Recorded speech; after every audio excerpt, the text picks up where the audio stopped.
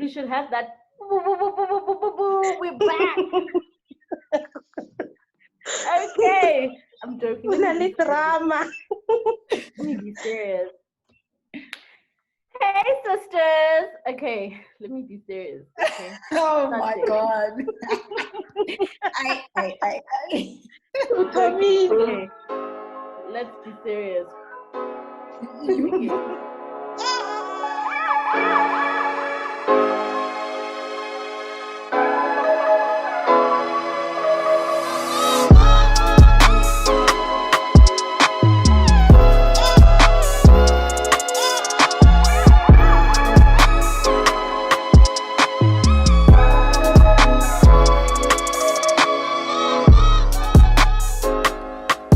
These are conversations with my sisters.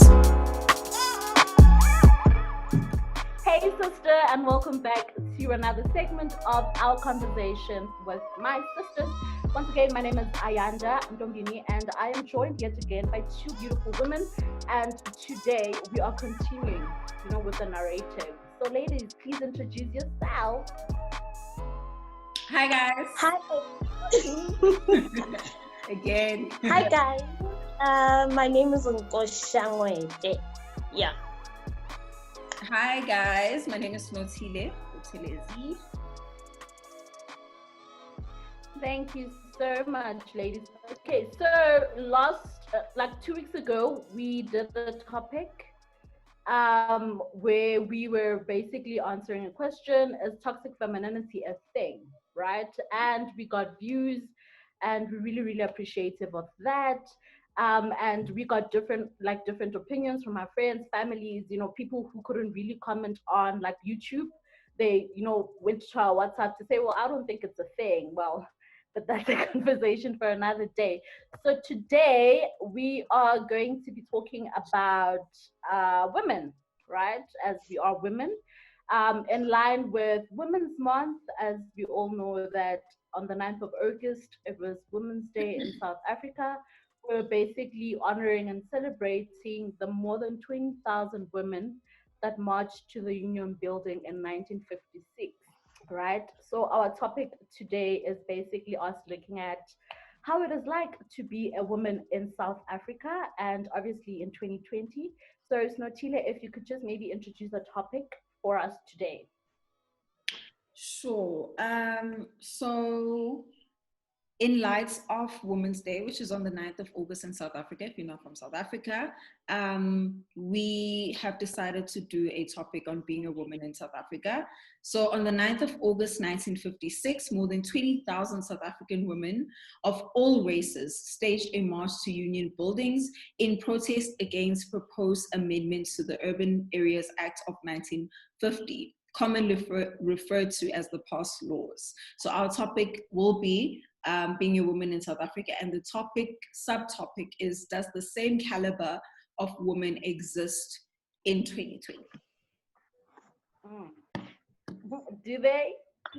Do they exist or don't they exist? It is a question we're going to be answering today. It's an interesting question to ask. Maybe, just to, give it a, that punch, maybe answer a question of what does being a woman mean for you, right? So irrespective of like being in South Africa, but what does being a woman mean to you or for you? Being a woman is, especially a Black woman, I think that we face a double barrier or double stigma, so to speak, because we are Black racially, and then we're also women, which is a gendered issue as well. So oftentimes it's difficult. We constantly are having to break down barriers. We're constantly having to fight for certain things that we want to live through as a woman. But I mean, on the other side of that, it's beautiful. It is a blessing. We give life, and we protect, we heal. For me, being a woman in South Africa for me means having to work extra hard. Having to work extra hard to prove myself, having to work extra hard to show my worth, having to work extra hard to be valued. So with being a woman in South Africa, you can't just be ordinary or do things in an ordinary manner, but you always have to be extra and go an extra mile or push a little bit more than a man would have to. That's being a woman for me in South Africa. But like Snotile said, it is a beautiful thing. I wouldn't change it for anything in the world. It is a gift. It is a blessing. It's beautiful to have to wake up every day, even though we're living such difficult times, but be able to say, I am a woman and I'm proud of it. Definitely, definitely. I think for me, being a woman in South Africa is a very complex thing, right? Specifically because it's a difficult gender to identify with, right? I mean, society holds us to ridiculous standards, of what type of women we must be in order to be respected in society. We are faced with outdated gender norms at times. We are constantly in war, not only with our fellow women, but we are in war with men. We are in war with the violence that women in this country have to go through. But I think more than anything, for me, I'd say that, if I could describe it, I'd say being a woman for me is about being a sister, being a daughter, being a mother, being a nurturer, playing really that role where I am kind to other people. That's basically what being a woman is for me. But as we all know that, being a woman in South Africa, a lot of people have, often described it as an extreme sports, Sadly, it's a sport where we have to take part in, whether we want to, whether we don't want to. Every day we need to go out there, we need to show up, but as difficult as it is, there are beautiful, things about being a woman, and it speaks to some of the things that you ladies said, right? So aligning it with our topic today, we thought of, what does it mean to be a woman in South Africa, right? Waking up every day in this country, what does it mean for you, right? Nkusha, you said something, I think, very profound when you said, like, the difficulties that we experience, right, when we have to, like, play a role in society, right? But I just want us to talk a little bit more about, the women in 1956. Let's sort of like do a reversal type of roles, right? Because our subtopic is, does the same caliber of women exist in 2020? Right. So looking back in the apartheid days, what do you think it was like being a woman then? It was difficult. Mm. Yeah, from what I've read and from all the things, there are movies and stuff and documentaries that have been done over the years. And from what I've seen is that it was very difficult. It was difficult to the sense that they were close to being non-existent, basically. Being a woman in South Africa those days, you didn't exist. You were just there. Do you understand? I think them being a bit recognized, I won't even call it recognition, but being put part of whatever was happening during that time surfaced in 1952 when they started to introduce the pass laws for women. So I asked myself that, okay, fine, if these pass laws were implemented for so long and it was men who had to carry around those passes, what about women? Where were the women? Were they sitting at home? Didn't they move around? Didn't they go to work? Like, you ask yourself such questions that if only in 1952 they would introduce this law for women, where were women all this time? So that's why I feel that it was even more difficult than it is now, I think. I'm not sure.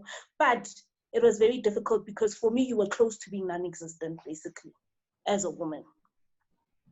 I read something so interesting. It said that men are seen as default humans, and then women are seen as special.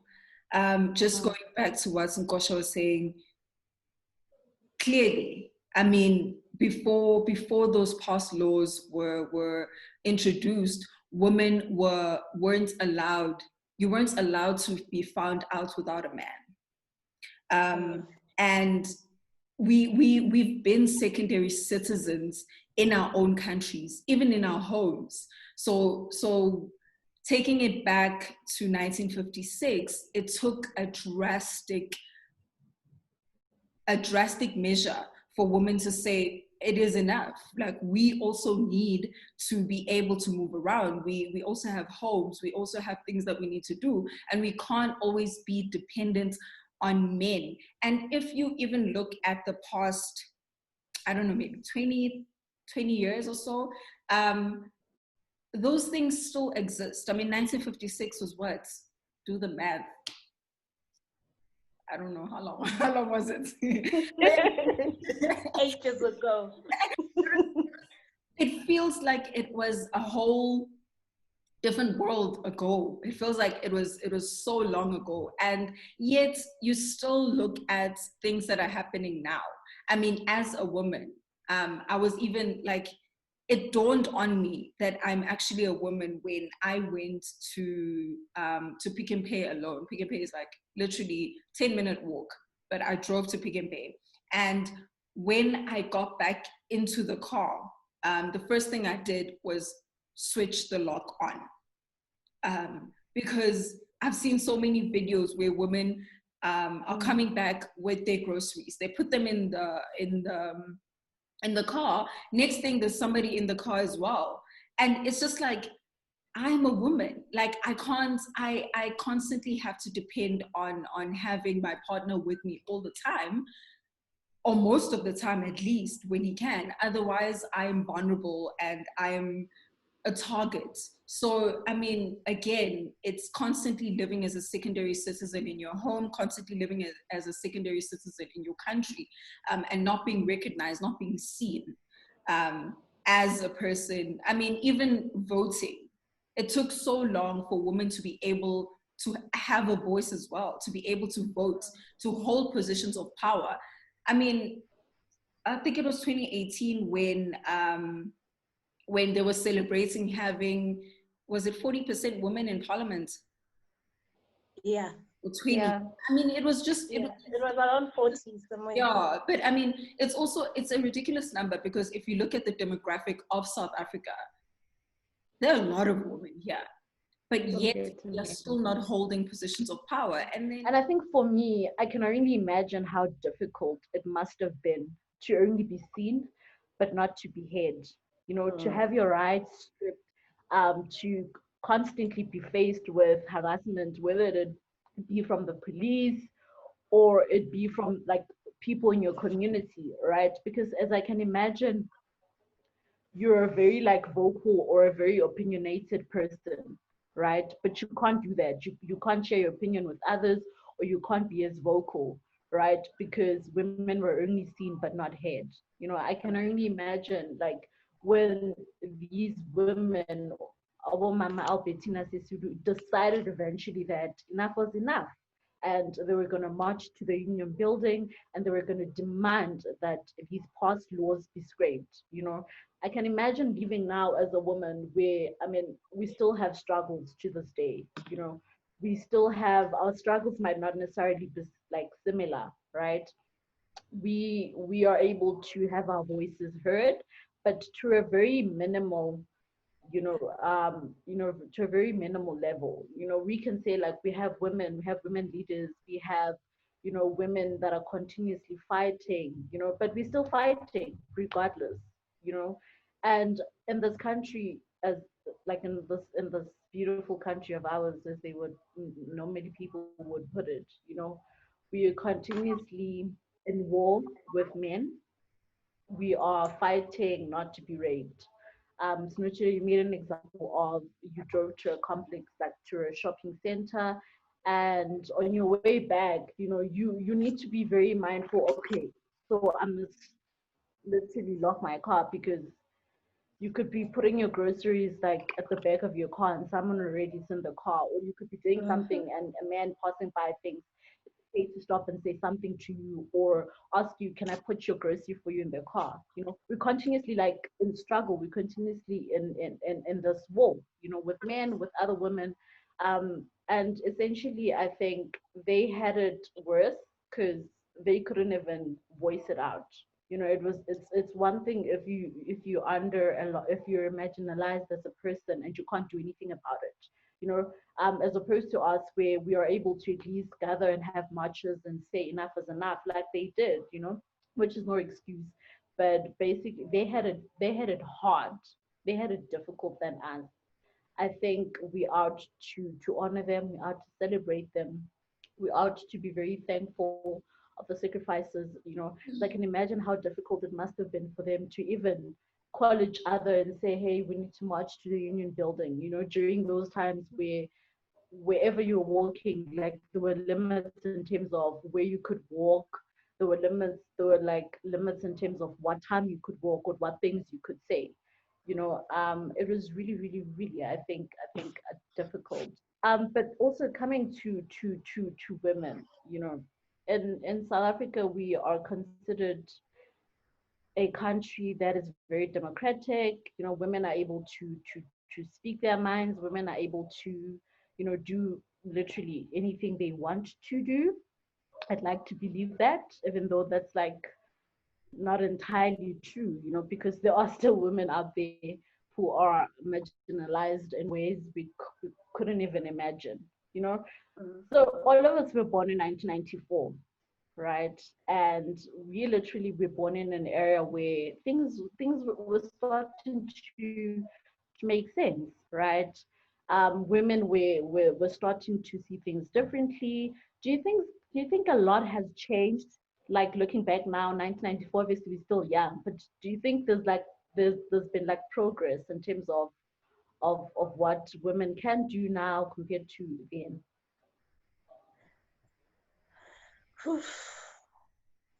It's minimal.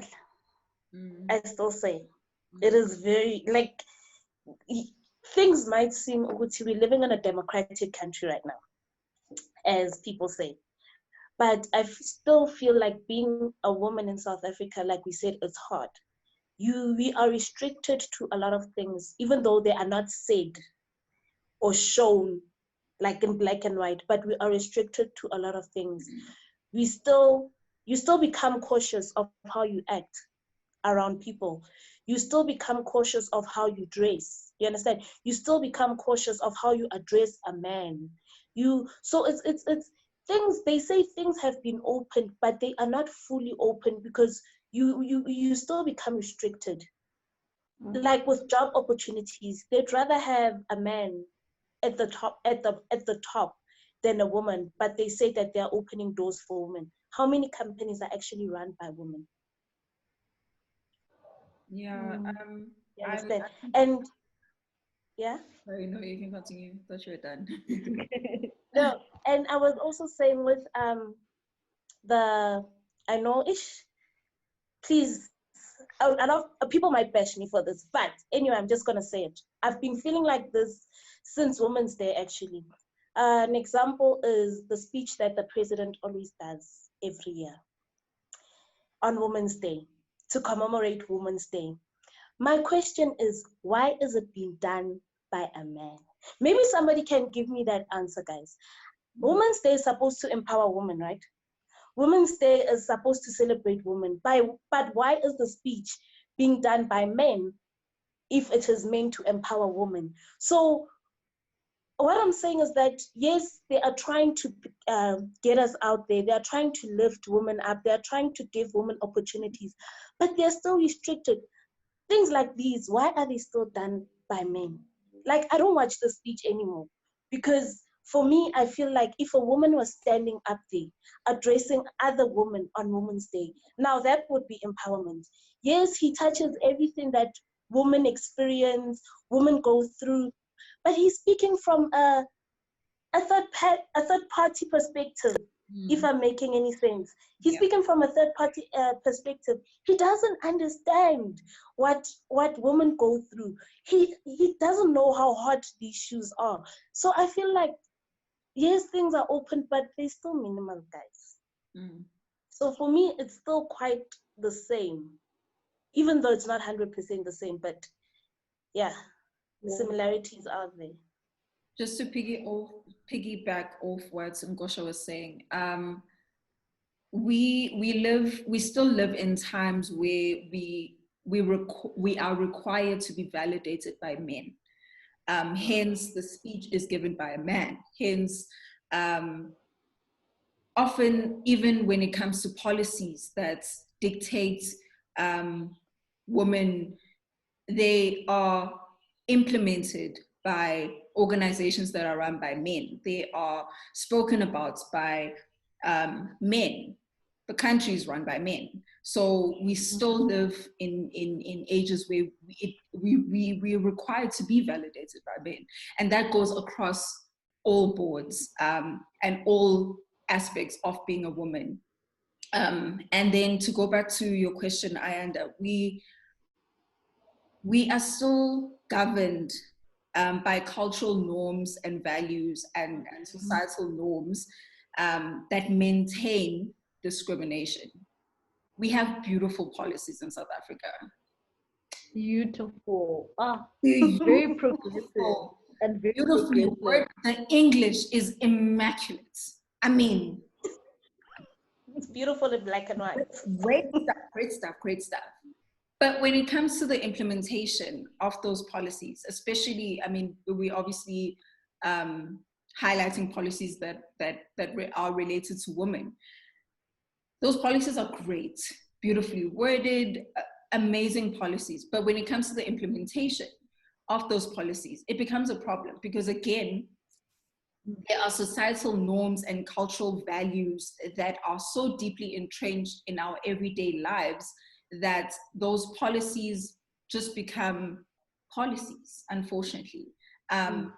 Just the mere fact that I still have to have a man with me in order to feel some type of security in my every single day life is actually I mean, in 1956, those women also were required to have a man with them. So what has changed? What really has changed? And again, we completely, absolutely adore them. We appreciate them, and we appreciate the steps that have been taken over the years, and we recognize it. And we're not saying that everything is completely the same. We do have policies, we do have freedom, we do have we do have chances to be in certain places of power. But to be quite honest, I mean, the strides that have been made thus far are not that large, and we are still dependent on men. We're still dependent on, just like Gosha was saying, like if that speech were to be made by a woman, it would echo out our sentiments much more than it would have been echoed by a man. Because again, I don't know, it's like me speaking on issues that affect the LGBTQI community. I don't know how I mean, I'm an ally, definitely, but I can't wholly speak on issues that affect them because I don't know their everyday lived experiences. I think definitely I agree. Like today the reality is very different, but being a woman in South Africa is still very hard. And I wanted to take it back to something that you both have mentioned over and over again, to say that every year the president makes a speech, and the speech is done by male because obviously as the head of state he is male, right? Just a question, and this is not in any way I don't agree. I definitely agree with you, ladies, but just to maybe ask, who would you rather, like, obviously looking at women in leadership and, you know, women in our country, who would you, or who are you hoping, you know, would be like the best candidate to do this speech, you know, on behalf of all women in this country, you know?